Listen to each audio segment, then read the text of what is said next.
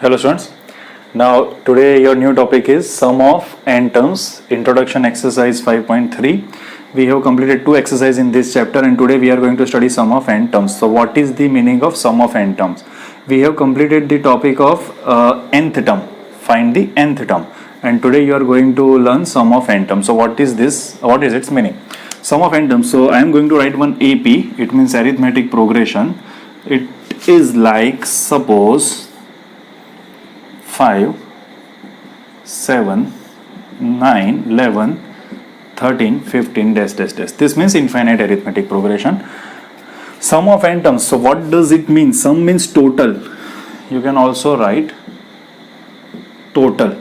બરાબર. તો સમ of N ટર્મ્સનું meaning શું થાય? બરાબર, થોડુંક સ્વિચ થઈ જાય ગુજરાતી પર.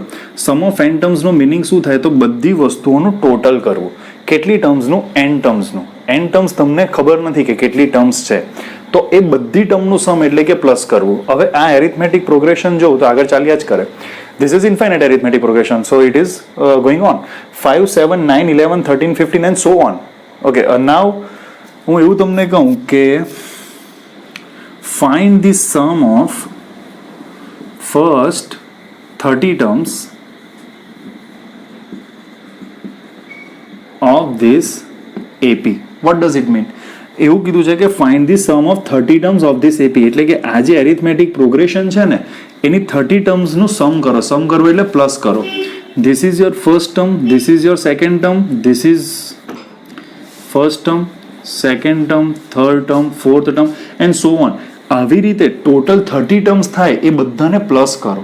બરાબર, તો તમે 3-4 ટર્મને તો પ્લસ કરી શકો, 5 + 7 + 9 + 11 + 13 + 15 સો ઓન. એવી રીતે ટોટલ 30 ટર્મ્સ થાય ત્યાં સુધી. તો આ તમે કઈ રીતે ફાઇન્ડ કરી શકો? એના માટે આ ઇક્વેશન છે sum of n terms. So what is n here? 30 terms. પેલામાં હતું કે ફાઇન્ડ ધી nth ટર્મ, તો એમાં શું લખતા હતા? 30th term. તો એમાં ક્વેશ્ચન કેવો થતો હતો કે find the 30th term of this arithmetic progression. In a sense first ટર્મની વેલ્યુ 5 છે, સેકન્ડ ટર્મની 7 છે, તો એવી રીતે 30th ટર્મની વેલ્યુ શું થશે? So this was hour last topic 5.2. હવે અહીંયા 30 ટર્મ્સ જે થાય છે એ બધાનું સમ ટોટલ કરો. So this is the difference between your this two topic, find the nth term and sum of n terms. કુલ. So now let us move to the equation. So its equation is you need not to write this arithmetic progression. This is just an example. This is just an example. So sum of n terms s of n. Okay, nth ટર્મમાં a of n લખાતું હતું. Fifth ટર્મની value તો that is a of 5, that is 13. આ fifth term છે તમારી, fifth, તો એની value 13 છે, તો એ શું કહેવાય? a of 5 is equal to 13. Okay, now sum of n terms, so s of n is equal to n by 2 2a plus n minus 1 into d. Okay, હવે આમાં બીજું બી એક ઇક્વેશન છે, but right now as of now હું અત્યારે નથી કરાવતો. એનું રીઝન એ છે કે એ ટાઈપનો જ્યારે એક્ઝામ્પલ આવશે એના રિલેટેડ, એ ઇક્વેશનને રિલેટેડ, ત્યારે હું ઇક્વેશન કરાવીશ એટલે તમને વધારે ક્લિયરલી એમાં સમજ પડે. Okay, so S of N is equal to n by 2 into 2a plus n minus 1 into d. What is a? That is first term. What is d? That is second term minus first term. And what is n? So here your question was find the sum of 30 terms. એવું કીધેલું હતું કે sum of 30 terms find કરો.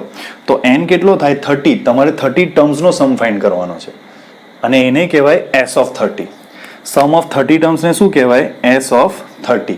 અને n કેટલો થાય? s of n, n થાય 30, કારણ કે 30 ટર્મ્સનું ટોટલ કરવાનું છે અને અહીંયા વેલ્યુ મૂકવાની છે. સો 2 a થશે 5, n થશે 30 minus 1 અને ડિફરન્સ થશે 7 minus 5 2. અહીંયા એરિથમેટિક પ્રોગ્રેશન ચેક નથી કરવાનું, લખીને જ આપશે કે this is arithmetic progression, find the sum. હવે આને સોલ્વ કરો એટલે તમારો આન્સર આવી જાય. બરાબર. સો this is your main equation. બીજું એક ઇક્વેશન છે, એના રિલેટેડ એક્ઝામ્પલ આવશે ત્યારે કરાવીશ. હવે આપણે આના બેઝ પર અમુક એક્ઝામ્પલ કરીએ એટલે તમને આ ટોપિક વધારે ક્લિયર થાય. તમને nth ટર્મનો ટોપિક જો ક્લિયર હશે ને અને એસ ઓફ એનનું ઇક્વેશન, તો એ બંનેને રિલેટેડ ક્વેશ્ચન બી આવશે, તો તમે એ બી ઇઝીલી સોલ્વ કરી શકશો. ઓકે, સો તમારો કન્સેપ્ટ ક્લિયર હોવો જોઈએ તો તમે કોઈ બી ક્વેશ્ચન ઇઝીલી ક્રેક કરી શકો. સમને ગોખવાની જરૂર નથી તમારે, તમે કન્સેપ્ટ પર જાઓ તો ઇઝીલી કોઈ બી ક્વેશ્ચન સોલ્વ કરી શકો છો. Okay, now let's move to the example. So that is example number 11. Find the sum of the first 22 terms. Example 11. Find the sum of first 22 terms of an AP, that is 8, 3, minus 2 and so on. Okay. શું કીધું છે? Sum of 22 terms. 22nd આવો word નથી use કરેલો. 22nd, find the 22nd term. જો આવું હોય તો a ઓફ n નું ઇક્વેશન આવે. ક્લિયર કટ લખેલું છે સમ ઓફ 22 ટર્મ્સ, તો s ઓફ n. કેટલી ટર્મ્સ છે? 22. તો n કેટલો થશે? 22. એન્ડ s ઓફ n એટલે s of 22, sum of 22 terms is equal to n by 2, that is 22 by 2. 2 into a means first term, that is 8. n minus 1, 22 minus 1 into d. So what is d? Second term minus first term. 3 minus 8, that is minus 5. Cool.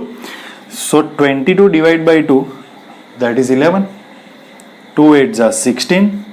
See, 22 minus 1 into minus 5, n minus 1 into d છે, આ બંને મલ્ટિપ્લિકેશનમાં છે, તો અહીંયા minus નહીં કરી દેતા, plus minus minus 22 minus 1, that is 21, અને this is 5. થઈ ગયું? 22 minus 1 21, પ્લસ માઇનસનું માઇનસ અહીંયા, and this is 5. So 11 into bracket 16 minus 21 into 5, that is 105. આ બેનું મલ્ટિપ્લિકેશન છે. તો 11 into 16 minus 105, સબટ્રેક્શન તો આવડે જ છે. સબટ્રેક્શનમાં ગ્રેટર નંબરનું સાઇન લેવાનું હોય. 105 બંનેમાં ગ્રેટર છે, દેટ ઇઝ નેગેટિવ, તો માઇનસ 89. બરાબર છે? 89 into 11 કરશો તો તમને આન્સર મળશે, let me check, that is 979, અને મલ્ટિપ્લિકેશનમાં માઇનસ છે તો માઇનસ થઈ ગયું. કેમ માઇનસમાં આન્સર આવે છે? બિકોઝ એરિથમેટિક પ્રોગ્રેશન ડિસેન્ડિંગ થાય છે, ઘટે છે. 8 પછી 3, 3 પછી minus 2, અને પછી so on, પછી -7, -12 and so on. બરાબર?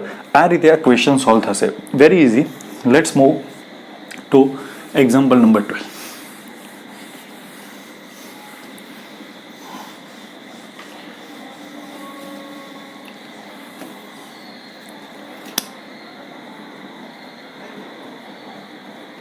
So example number 12, if the sum of the first 14 terms, if the sum of first 14 terms of an AP is 1050 and its first term is 10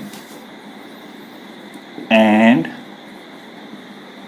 its first term is 10, find the 20th term. Find the 20th term. મેં કેમ આટલું ભાર આપું છું 20th પર, તે તમારે સમજવાની જરૂર છે. પહેલા આ ટાઈપનો ક્વેશ્ચન આવે ને તો તમે એ સમજો કે કેટલી વસ્તુ આપેલી છે. સમ ઓફ 14 ટર્મ્સ, તો દેટ ઇઝ, મેં અત્યારે તમને સમજાવ્યું, સમ ઓફ 14 ટર્મ્સ, તો દેટ ઇઝ એસ ઓફ 14. કેટલું આપેલું છે? 1050. ફર્સ્ટ ટર્મ એટલે કે a, that is 10. Find the 20th term. TH આવી ગયું ભાઈ. Find the 20th term. તો 20th ટર્મ એટલે a ઓફ n વાળું ઇક્વેશન. જો first, second, third, fourth, fifth, sixth આવું લખેલું આવે એટલે a of n. 20th term એટલે a ઓફ 20 ફાઇન્ડ કરવાનું છે. 20th term. સમ અહીંયા આપેલો છે. નાઉ આના પરથી આપણે આગળ જઈએ, બીકોઝ એ આપેલું છે. તો s ઓફ 14 શું થાય? s ઓફ n નું ઇક્વેશન. તો s ઓફ 14 નું ઇક્વેશન શું થશે? s ઓફ 14 એટલે n by 2, that is 14 by 2. n 14 છે. 2 into a કેટલું છે? 10 plus n minus 1, 14 minus 1 into d આપણને ખબર નથી, is equal to 1050.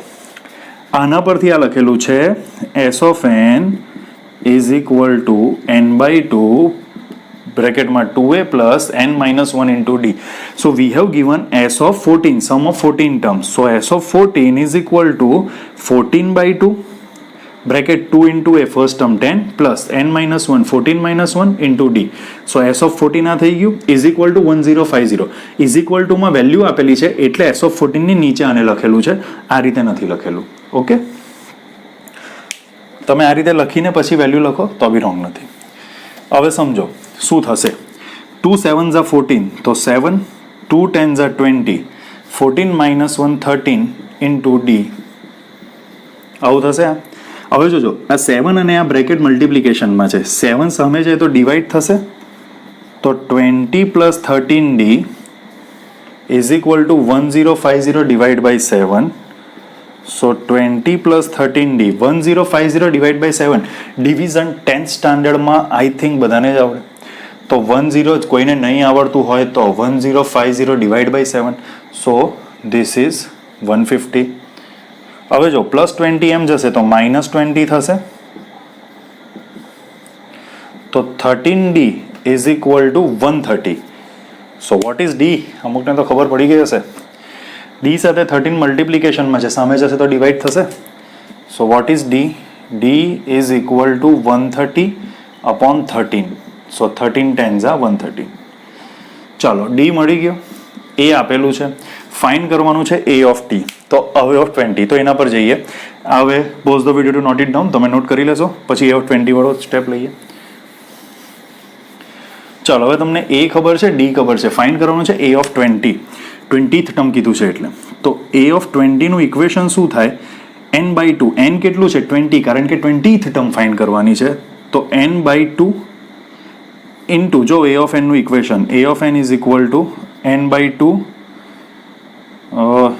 Into a plus n minus 1 into D. Sorry, a of n is equal to a plus n minus 1 into D. Sorry, mix થઈ જાય છે. a of n is equal to a plus n minus 1 into d, and you need to find the 20th term. So n is 20 and its value is a of 20. So a of 20 is equal to a. What is a? 10 plus n minus 1, 20th term, 20 minus 1, and what is d? 10. થઈ ગયું. હવે value મૂકી દો. 10 plus 20 minus 1, 19 into 10. 19 into 10, 190. 190 plus 10, 200. So what is the value of its 20th term? 200. આ રીતે s of n અને a of n નો use ઇક્વેશનમાં બી થઈ શકે છે. It is easy. જો તમારો કન્સેપ્ટ ક્લિયર હશે તો આ ચેપ્ટર જેટલું ઇઝી ચેપ્ટર કોઈ નથી. બરાબર. આગળ જઈએ. જેમને ઇંગ્લિશ વાંચવામાં પ્રોબ્લેમ થતો હશે તેમને ક્વેશ્ચન જજ કરવામાં પાછળના અમુક પ્રોબ્લેમ થશે, હું સમજાવીશ એમને. પણ તમે થોડુંક જો ધ્યાન આપશો તો આ બધા જ ક્વેશ્ચન બહુ ઇઝી છે, કારણ કે બે ઇક્વેશનના બેઝ પર જ આખું ચેપ્ટર છે, a of n and s of n. વધારે કંઈ ઇક્વેશન જ નથી આખા ચેપ્ટરમાં. So let's move further to example number 13.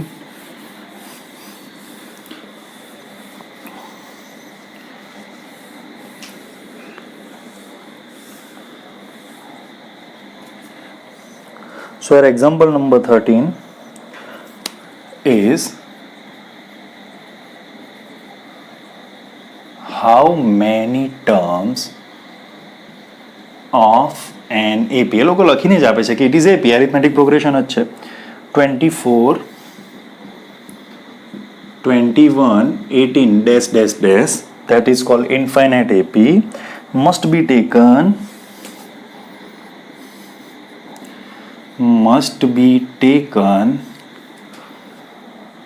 so that their sum is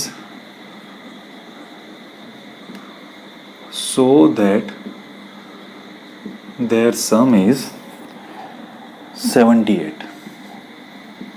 આવો ક્વેશ્ચન કરેલો છે. પહેલા તો how many terms, which term, આ ટાઈપનો ક્વેશ્ચન આવે ને તો શું ફાઇન્ડ કરવાનું હોય? એન ફાઇન્ડ કરવાનું હોય.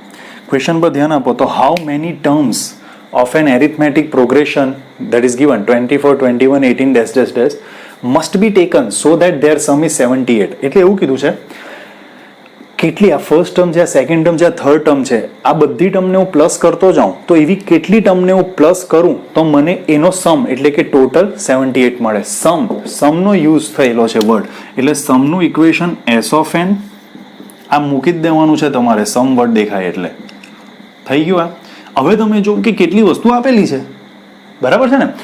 સમ ઇઝ 78, એટલે સમ આપી દીધો છે. સમ કેટલો થવો જોઈએ? S of N 78. How many terms એટલે કે કેટલી ટર્મ્સને હું પ્લસ કરું, એટલે કેટલી N, first term, second term, third term, આ રીતે કેટલી ટર્મને હું પ્લસ કરું તો એનો સમ 78 થાય. સો હાઉ મેની ટર્મ્સ એટલે N, total number of terms કેટલી હોવી જોઈએ, તો ધેટ ફાઇન્ડ કરવાની છે કે જેનો સમ 78 થાય. Divide by 2 into a means first term, that is 24 n minus 1 and what is d? Second term minus first term. 21 minus 24. So what is its answer? 21 minus 24 minus 3 થશે, બરાબર છે. સો 21 minus, હવે subtraction આવડવું જોઈએ. હવે આ બધી વેલ્યુ અહીંયા મૂકતા જઈએ તો આ 2 ને અહીંયા ક્રોસ મલ્ટીપ્લાય કરું છું. 78 મલ્ટીપ્લાય 2 બીકોઝ આ બંને મલ્ટીપ્લિકેશનમાં છે. તો 78 ઇન્ટુ 2 દેટ ઇઝ 156. એનના બ્રેકેટમાં 2 ઇન્ટુ 24 48. આ બંને મલ્ટીપ્લિકેશનમાં છે, plus minus minus. n minus 1, ચાલો એક સ્ટેપ વધારે લખું તમને સમજાવવા, ઇન્ટુ 3. પ્લસ માઇનસનો માઇનસ અહીંયા લીધો તો 156 is equal to n 48 minus n into 3 3n minus minus plus 1 into 3 3. So 156 is equal to n into bracket 48 plus 3 that is 51 minus 3n. Okay, હવે ઉપરનું સમજ પડી ગઈ છે તો આપણે જગ્યાના હિસાબે એને ઇરેઝ કરીએ છીએ. ઓકે, સો અહીંયા જઈએ આપણે તો what is that 156 is equal to n into 51 that is 51n minus 3n into n so that is 3n square. n square છે, n છે અને કોન્સ્ટન્ટ છે તો સ્ક્વેરવાળી ટર્મ પોઝિટિવ હોવી જોઈએ. માઇનસ 3n સ્ક્વેર આ બાજુ આવશે તો પ્લસ 3n સ્ક્વેર. પછી n વાળી ટર્મ આ બાજુ આવશે, પ્લસ 51 છે તો આ બાજુ આવશે તો માઇનસ 51n અને આ બાજુ ઓલરેડી પ્લસ 156 છે ઇઝ ઇક્વલ ટુ 0. હવે તમે જો તો ક્વેશ્ચનને ધ્યાનથી નોટ કરો. 3 છે, 51નું ટોટલ 5 પ્લસ 1 6, 1 પ્લસ 5 6, 6 પ્લસ 6 12. આનું ટોટલ 6 થાય છે, 6 બી 3ના ટેબલમાં આવે છે. આનું ટોટલ 12 થાય છે નંબરનું તો એ બી 3ના ટેબલમાં આવે છે. ઇટ મીન્સ અહીંયાથી 3 કોમન નીકળશે તો 3 ને બહાર લખીએ તો બ્રેકેટમાં n સ્ક્વેર માઇનસ 3ના ટેબલમાં 51 ક્યારે આવે તો 3 કોમન નીકળે. ઇટ મીન્સ 51 ડિવાઈડ બાય 3 તો આનો આન્સર 17 થશે n પ્લસ 156 ડિવાઈડ બાય 3 તો એ થશે 52 ઇન્ટુ આ bracket is equal two 0. Okay, હવે આગળ જઈએ તો જો 3 આની સાથે મલ્ટીપ્લિકેશનમાં છે, કોમન નીકળે છે. 3 સામે જશે તો 0 ડિવાઈડ બાય 3 0 થઈ જશે તો બચશે કેટલું n square minus 17n plus 52 is equal two 0. હવે ફેક્ટરાઇઝેશન તમને આવડવું જોઈએ. 4th ચેપ્ટર છે ક્વોડ્રેટિક ઇક્વેશન, એમાં એક નવું ઇક્વેશન આવશે, એનાથી બી તમે ફેક્ટરાઇઝેશન કરી શકો છો. બટ અત્યારે તમે એને કન્સિડર નહીં કરો કે ચાલી ગયેલું છે ને વોટ એવર, એ નથી ચાલેલું, એ તમને પાછળથી સિલેબસમાં છે. તો અહીંયા તમે જે 8-9 સ્ટાન્ડર્ડમાં ફેક્ટરાઇઝેશન કરતા એ જ છે, એપીમાં એ રીતે જ આવશે. તો 52 પ્લસ છે, n સ્ક્વેર સાથે 1 છે તો 52ના એવા ભાગ પાડો કે પ્લસ થઈને 17 આવે તો દેટ ઇઝ 13 4 ઝા. પ્લસમાં વચ્ચેનું સાઇન બંને નંબરને, હવે બંને નંબરને માઇનસ છે, n સ્ક્વેર n અને આ 52, n સ્ક્વેરનો કોએફિશિયન્ટ 1 છે તો ડાયરેક્ટ આન્સર લખવાનો that is n minus 13 n minus 4 is equal two 0.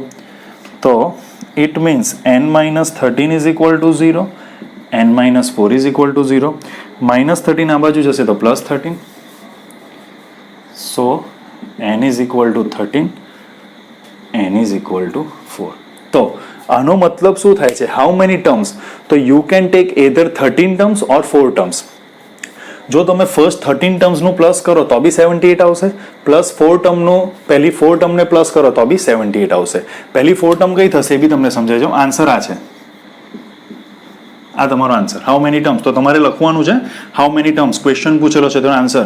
So there should be 13 terms or 4 terms must be taken so that there sum is 78. જો પહેલી term 24 છે, બીજી 21 છે, 18 છે, ડિસેન્ડ થાય છે, ઘટે છે.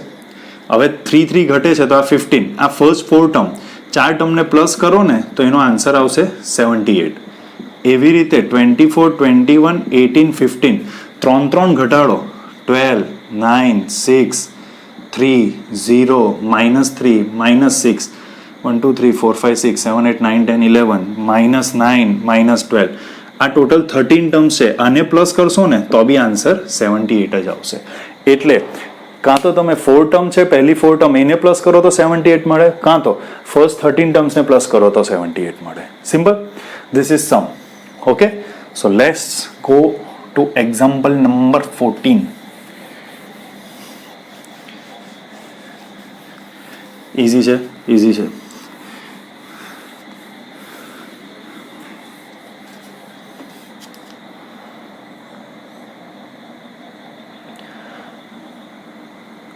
એક્ઝામ્પલ નંબર 14 અત્યારે આપણે નથી કરતા, એનામાં નવું ઇક્વેશન છે તો નવા ઇક્વેશન સાથે કરીશું. એક્સરસાઇઝના 2-3 ક્વેશ્ચન હોમવર્કમાં આપું છું અને પછી લાસ્ટમાં પેલું આપણે કરશું. આ લાસ્ટ એક્સરસાઇઝ જ છે આના પછી. તો 2 મિનિટ. એક્સરસાઇઝ 5.3. જો બધા પાસે ટેક્સ્ટ બુક તો છે જ ઓર એપ્લિકેશન તો છે જ NCERT. સો એક્સરસાઇઝ 5.3 એનો ક્વેશ્ચન 1માં એવું કીધું છે find the sum. Find the sum એટલે ફર્સ્ટ ક્વેશ્ચન આ રીતે છે, બાકીના ક્વેશ્ચન તમે સમજી જજો.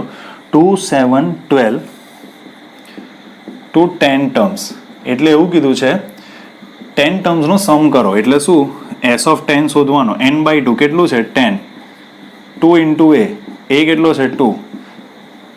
n10 n-1 difference 7 - 2 5. આવડી જશે હવે. 5 4 પ્લસ 9 into 5.